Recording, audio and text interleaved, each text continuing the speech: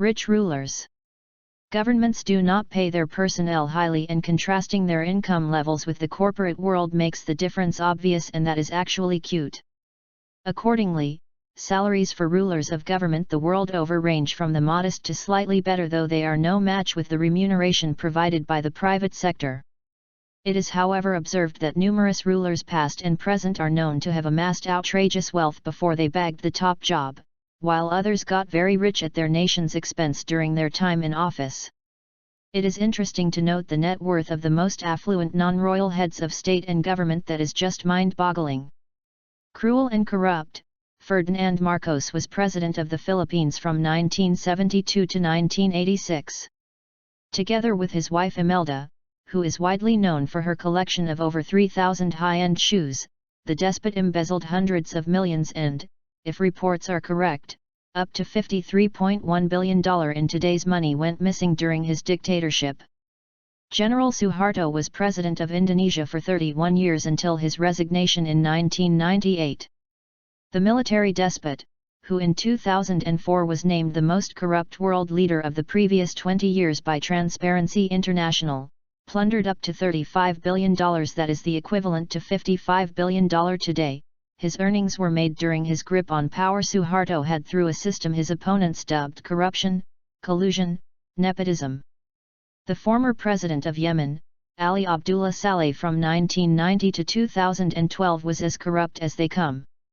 Saleh was accused of stealing incredible sums of money from the Yemeni people before his ousting following the Arab Spring series of protests.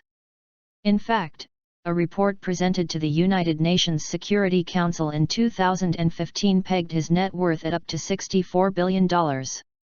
Another disreputable leader who was overthrown following the Arab Spring protests, Egypt's Hosni Mubarak, was removed from power in 2011 after serving 30 years as president of the country.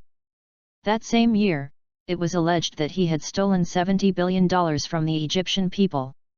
The dubious accolade of richest world leader of all time goes to two heads of state. One of them is Vladimir Putin. In 2018, the Russian president's official salary totaled 8.6 million rubles, which is the equivalent of $116,000, but he was reportedly worth up to $200 billion. The money is allegedly tied up in numerous banks and investments in the West.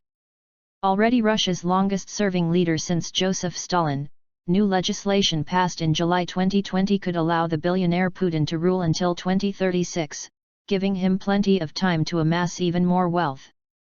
Richest world leader number 2 is Libyan dictator Muammar Gaddafi.